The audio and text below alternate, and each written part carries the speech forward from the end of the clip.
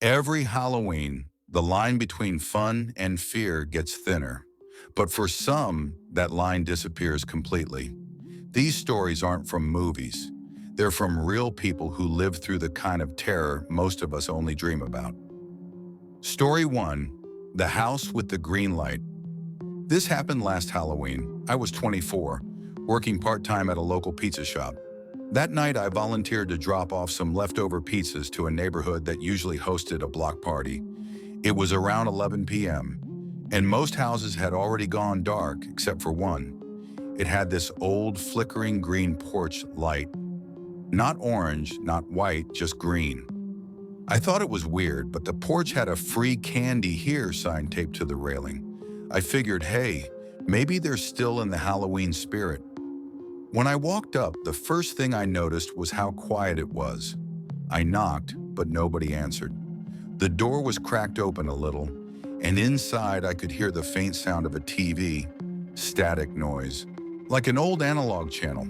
I called out, "Hey, you left your door open." No response. The smell hit next, something like burnt plastic mixed with copper. I started to back away when a man suddenly stepped into the doorway. He wasn't in costume.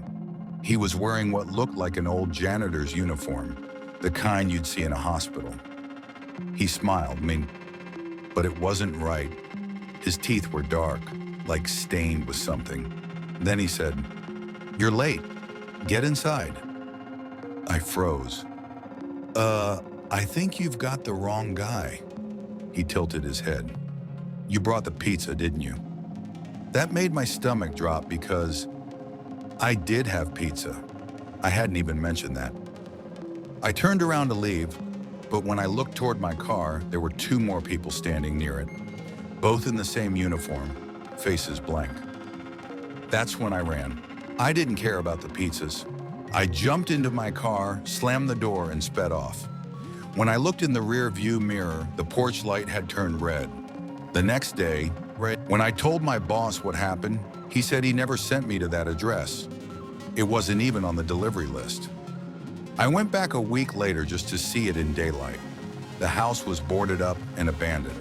No green light, no furniture, no trace of anyone living there. To this day, I still wonder who or what opened that door. Story 2. The Girl on the Street Corner. This happened to me when I was 19. I was walking home after a Halloween party around midnight. The streets were empty, except for one girl standing alone at the corner of Elm and Maple, right near the old movie theater that shut down years ago. She looked about 12 or 13, wearing a faded clown costume. Her makeup was running down her cheeks like she'd been crying. I asked, "Hey, are you lost?" She nodded but didn't say anything. I offered to walk her home, but she shook her head and whispered, "He's coming." That sent chills straight through me. I looked around. Nobody there. I turned back, but she was gone, vanished. I started walking faster, thinking maybe she'd run off. About 2 blocks later, I heard footsteps behind me. Slow, deliberate ones. When I turned around, I saw someone tall, wearing a black hoodie and a white clown mask. He was just standing there. I ran. When I reached my apartment and looked back from the parking lot, the corner where I saw that girl was empty again, except for one thing lying on the ground, a small red clown nose. The next morning I went to check. There was a missing persons flyer taped to the stop sign for a girl named Maddie. Same face, same costume. Missing since Halloween night, 3 years earlier. Story 3. The Last Trick-or-Treaters. It was Halloween 2021 and I just moved into a new neighborhood. Around 9:30 p.m., I was about to turn off my porch light when I heard 3 faint knocks. I opened the door expecting kids, but there were 3 figures in old-fashioned costumes, like early 1900s style. One was a girl in a porcelain mask, another a boy in suspenders, and the last one just stood in the back, silent. They didn't say trick or treat, they just stared. Trying to play along, I laughed awkwardly and said, "Nice costumes." I dropped some candy into their bags. That's when I noticed something weird. The candy was just falling straight through. Their bags were empty holes. The tallest one finally spoke. His voice sounded distorted, like it was coming through an old radio. He said, "We used to live here." I froze. When?" He smiled, eyes blank behind the cracked mask. "Before the fire." Then all three turned and walked away together, heading down the middle of the street. No flashlight, no sound of footsteps. The next morning, my neighbor asked if I'd seen those weird kids. I told him what happened. His face went pale. He said, "That house you're in? 3 kids died there in 1923. Gas fire in the basement." "Nobody told you that?"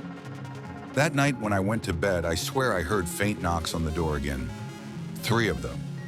Before I continue to the next story, tell me, would you stay another night in that house after this? Let me know in the comments, if you dare. Story 4. The Mask in the Window. This happened on Halloween night 2022. I was house sitting for my aunt, who lives a little outside town.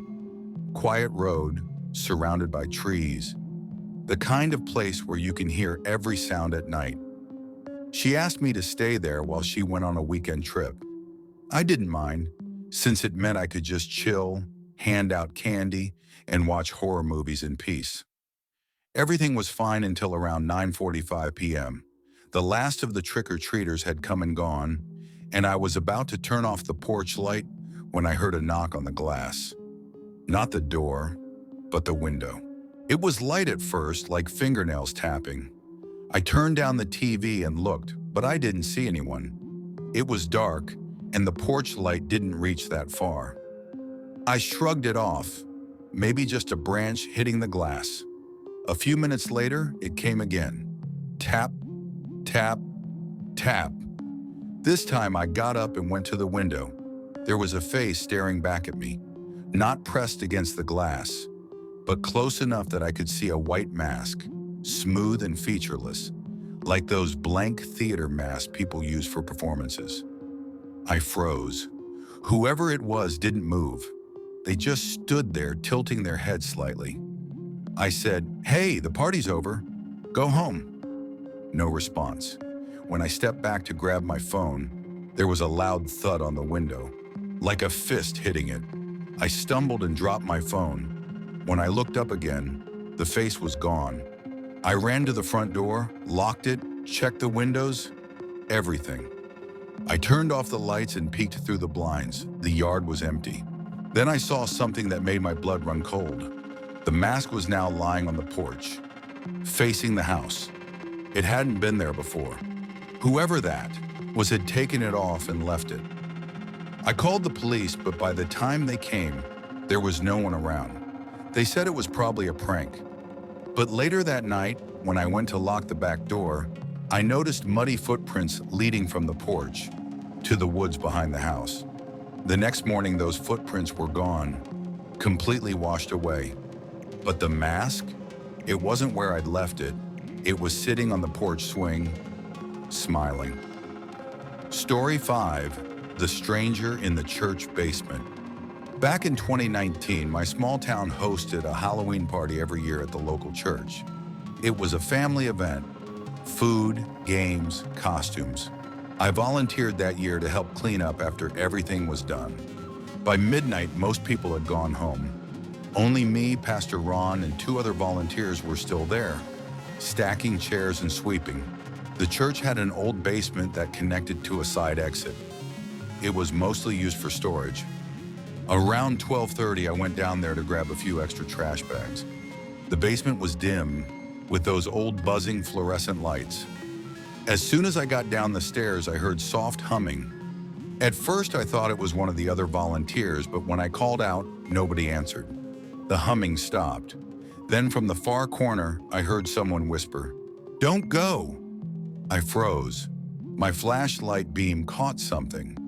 Movement behind a stack of old folding chairs. I said, "Hey, whoever's down here, you're not supposed to be." That's when I saw her. A woman stepped out, wearing an old-fashioned black dress with lace cuffs like something from the 1800s. Her skin looked gray in the light, her hair tied tight in a bun. She smiled faintly and said, "You shouldn't be here after midnight." I backed up the stairs so fast I almost tripped. When I turned around to call for Pastor Ron, she was gone. He came down right away, thinking maybe I was joking or tired. We searched the entire basement. Nobody there, only footprints in the dust. Small ones, leading into a corner wall. Except, there was no door. When we went back upstairs, Ron looked pale. He told me something I'll never forget. He said, "There was a fire here in 1897 before the church was rebuilt. The old chapel was in that same spot. The basement was once a grave cellar." I never volunteered again, but every Halloween since then, people still report hearing humming down there after midnight. If you made it this far, you're one of the brave ones. Hit subscribe and turn on the bell, because I've got more real horror stories coming that'll make you question every noise in the dark. And if you've ever experienced something like this yourself, drop your story in the comments. You might just hear it in the next episode.